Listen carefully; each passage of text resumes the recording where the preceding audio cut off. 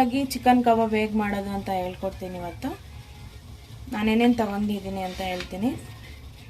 ಸ್ವಲ್ಪ ಕರಿಬೇವು, ಸ್ವಲ್ಪ ಕೊತ್ತಂಬರಿ ಸೊಪ್ಪು, ಒಂದು 5ರಿಂದ 6 ಹಸಿಮೆಣಸಿನ್ಕಾಯಿ, ಶುಂಠಿ ಬೆಳ್ಳುಳ್ಳಿ ಪೇಸ್ಟು 1 ಟೇಬಲ್ ಸ್ಪೂನ್ ಇದೆ ಅದು, ಮತ್ತು ಬಿಳಿ ಎಳ್ಳು ನೋಡಿ, ಬಿಳಿ ಎಳ್ಳು ತೊಗೊಂಡಿದ್ದೀನಿ. ಕಡಲೆ ಹಿಟ್ಟು ಒಂದು 2 ಟೇಬಲ್ ಸ್ಪೂನ್ ತೊಗೊಳ್ಳಿ, ಜಾಸ್ತಿ ಹಾಕ್ಬೇಡಿ, ಇಲ್ಲಿ ಪಕೋಡ ಆದಂಗೆ ಆಗ್ಬಿಡುತ್ತೆ, ಚೆನ್ನಾಗಿರಲ್ಲ. ಇದು ಸ್ವಲ್ಪ ಕಲರ್ ತೊಗೊಂಡಿದ್ದೀನಿ, ಕೇಸರಿ colour. Cornflour 2 table spoon cornflour. Chilli powder 1 table spoon ತೊಗೊಂಡಿದ್ದೀನಿ, ಚಿಲ್ಲಿ ಪೌಡರು.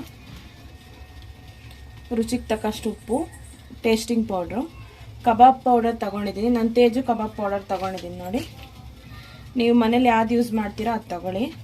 30 ಗ್ರಾಮ್ ಅಷ್ಟಿದೆ, 1 ಪ್ಯಾಕೆಟ್ ತೊಗೊಂಡಿದ್ದೀನಿ ನಾನು ನೋಡಿ. ಚಿಕನ್ ಇಷ್ಟು ತೊಗೊಂಡಿದ್ದೀನಿ ನಾನು, 1/2 kg ಅಷ್ಟಿದೆ ಚಿಕನ್ನು. ಇವಾಗ ಹೇಗೆ ಮಾಡೋದಂತ ನೋಡೋಣ. ಅರ್ಧ ಹೋಳು ನಿಂಬೆಹಣ್ಣು ಹಾಕ್ತಿದ್ದೀನಿ.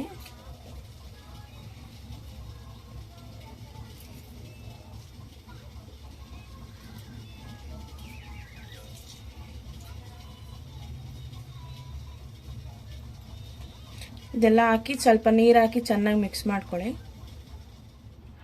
ನೋಡಿ. ನಾನು ಚೆನ್ನಾಗಿ ಮಿಕ್ಸ್ ಮಾಡಿಕೊಂಡು ಒಂದು ಬೌಲಿಗೆ ಹಾಕಿಟ್ಕೊಂಡಿದ್ದೀನಿ. ಇದನ್ನು ಒಂದು 10 ಮಿನಿಟ್ಸ್ ಫ್ರಿಜ್ಜಲ್ಲಿ ಇಡೋಣ. ಫ್ರಿಜ್ಜಲ್ಲಿ ಇಟ್ಟರೆ ಚೆನ್ನಾಗಿ ಅದು ಮಸಾಲೆ ಎಲ್ಲ ಚೆನ್ನಾಗಿ ಚಿಕನ್ಗೆ ಅಂಟ್ಕೊಳ್ಳುತ್ತೆ. 10 ನಿಮಿಷ ಫ್ರಿಜ್ಜಲ್ಲಿ ಇಡ್ತೀನಿ ನೋಡಿ. ನಾನು 10 ನಿಮಿಷ ಫ್ರಿಜ್ಜಲ್ಲಿ ಇಟ್ಟಿದ್ದೆ. ಇವಾಗ ಎಣ್ಣೆ ಕಾಯಕ್ಕಿಟ್ಟಿದ್ದೀನಿ, ಇವಾಗ ಹಾಕ್ತೀನಿ.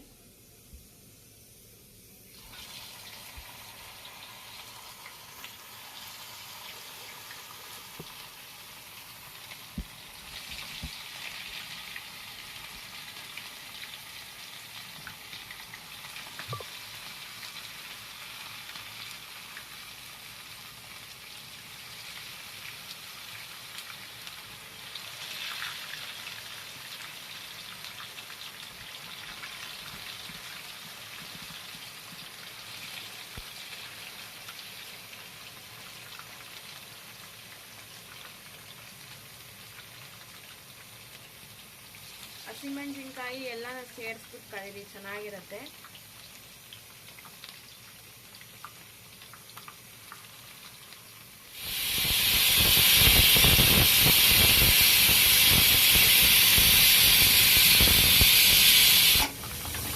ಹಾಕಿದ ತಕ್ಷಣನೇ ಅದು ಮಿಕ್ಸ್ ಇದು ಮಾಡಬೇಡಿ, ಸ್ಪೂನಲ್ಲಿ ಮಿಕ್ಸ್ ಮಾಡಬೇಡಿ. ಅದು ಚೆನ್ನಾಗಿದೆ, ಇದು ಮಸಾಲೆ ಎಲ್ಲ ಹಂಗೆ ಸಪ್ರೇಟ್ ಆಗಿಬಿಡುತ್ತೆ ಚಿಕನಿಂದ. ಹಾಕಿ ಎಣ್ಣೆಲಿ ಹಾಕಿ ಒಂದು 5 ನಿಮಿಷ ಆಗಲಿ, ಆಮೇಲೆ ಸ್ಪೂನ್ ತೊಗೊಂಡು ಇದು ಮಾಡಿ ಮಿಕ್ಸ್ ಮಾಡಿ ನೋಡಿ. ಇವಾಗ ಮಸಾಲೆ ಎಲ್ಲ ಬಿಟ್ಕೊಳ್ಳಲ್ಲ ಅದು.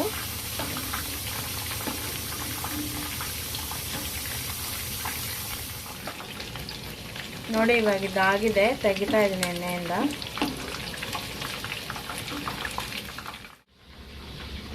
ನೋಡಿ ಕ್ರಿಸ್ಪಿಯಾಗಿ ಚಿಕನ್ ಕಬಾಬ್ ರೆಡಿ ಆಗಿದೆ ನೋಡಿ. ಎಷ್ಟು ಕ್ರಿಸ್ಪಿ ಆಗಿದೆ ಅಂತ ನೋಡಿ.